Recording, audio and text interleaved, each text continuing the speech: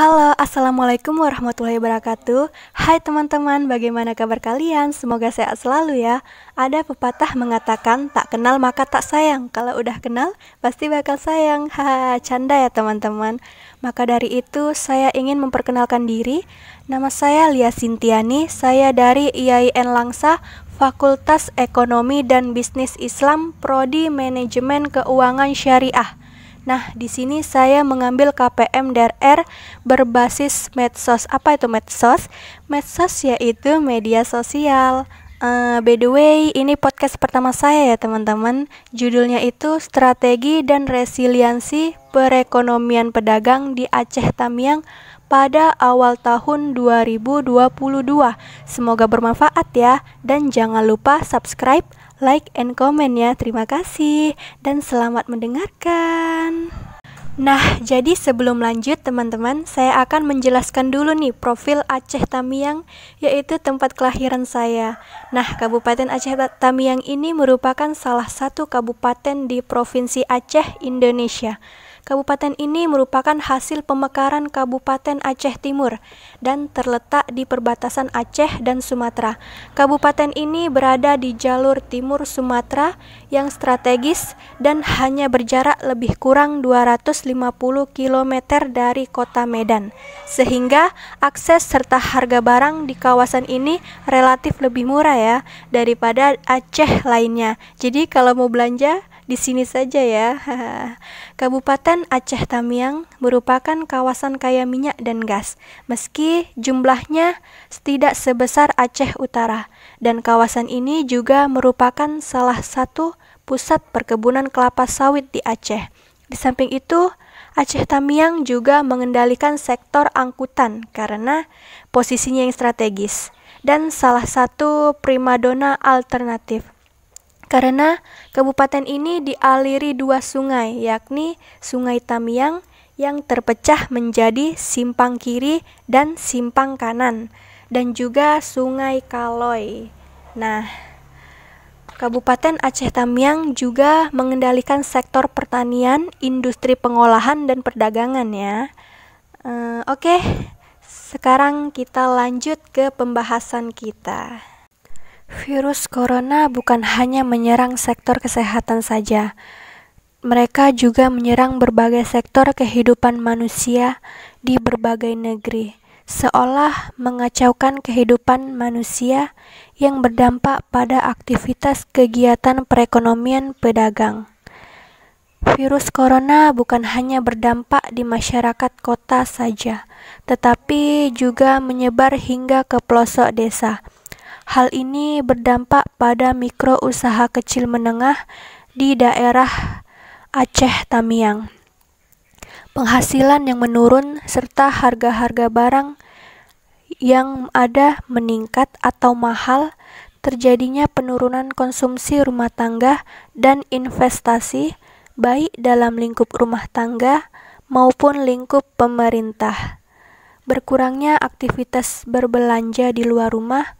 Hal ini berimbas pada warung-warung makan, warung sembako, dan pedagang-pedagang kecil yang berada di Aceh Tamiang, yang mengakibatkan pedagang-pedagang kecil, begitupun usaha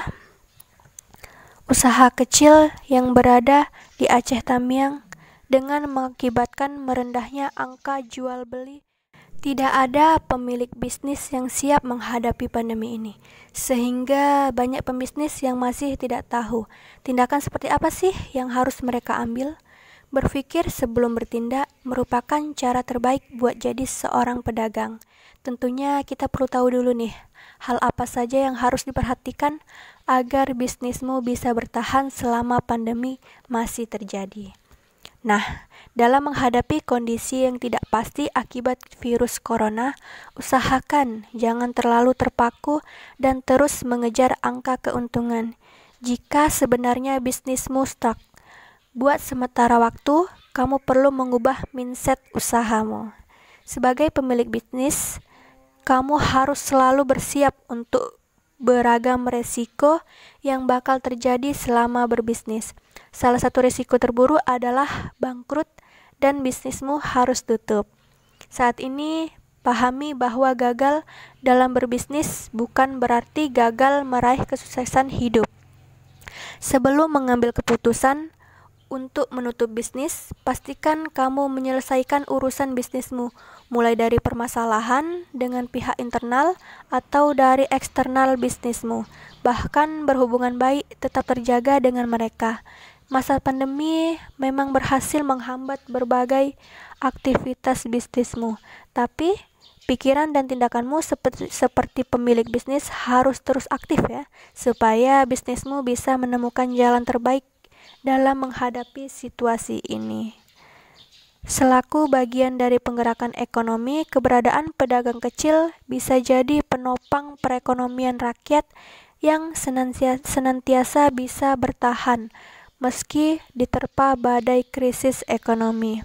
Hal ini terbukti ketika terjadinya krisis moneter melanda, di mana usaha mikro kecil serta menengah merupakan aspek yang memiliki peranan besar yang wajib mendapatkan perhatian khusus. Dalam sektor perekonomian di Indonesia, menjadi aspek penopang sebesar 90% tenaga kerja terserap, serta kontribusinya terhadap produk domestik bruto sebesar 60%. Jika dirupiahkan, donasi UMKM bisa dikatakan lumayan besar terhadap pertumbuhan perekonomian. Namun tidak demikian, semenjak awal tahun 2022, mewabahnya coronavirus bukan hanya menyerang sektor kesehatan. Ekonomi merupakan ilmu yang mempelajari tentang aktivitas manusia berkaitan dengan kegiatan produksi, distribusi, maupun konsumsi. Dan hal yang harus kita ingat bahwa ekonomi tidaklah untuk kita sendiri, melainkan akan berpengaruh terhadap semua orang yang ada di muka bumi ini. Lantas, ekonomi dengan sistem mana yang kemudian mampu menjadi pintu gerbang dari kemakmuran itu sendiri? Ekonomi dengan sistem rata dan tidak ada piramida kasta? Atau kita membangun piramida kasta, kita meningkatkan kualitas mutu, tetapi di sisi lain kita hanya berlari-larian dan berlomba untuk menjadi peringkat 1? Atau kita bisa mengikuti sistem ekonomi dengan sesuatu yang takar sesuai dengan kemampuan dan kinerja? Menurut seorang ahli, di dalam ekonomi, penghasilan itu diibaratkan sepasang sepatu.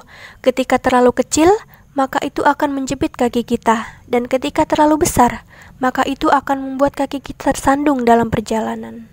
Teman-teman, dari sini kita dapat simpulkan dalam pembangunan perekonomian, baik itu dalam sebuah negara ataupun dalam sebuah desa, itu tidak akan terlepas dari keterlibatan pemerintah dan ditambah lagi kebutuhan ekonomi yang semakin meningkat dan pendapatan yang semakin menurun. Oke, terima kasih. Mungkin ini saja podcast dari saya ya teman-teman. Terima kasih telah mendengarkan. Mohon maaf bila banyak sekali kekurangan. Semoga bermanfaat buat kita semua ya. Dan semoga kita semua selalu diberikan kesehatan. Saya Lia Sintiani pamit. Terima kasih. Assalamualaikum warahmatullahi wabarakatuh. Dadah.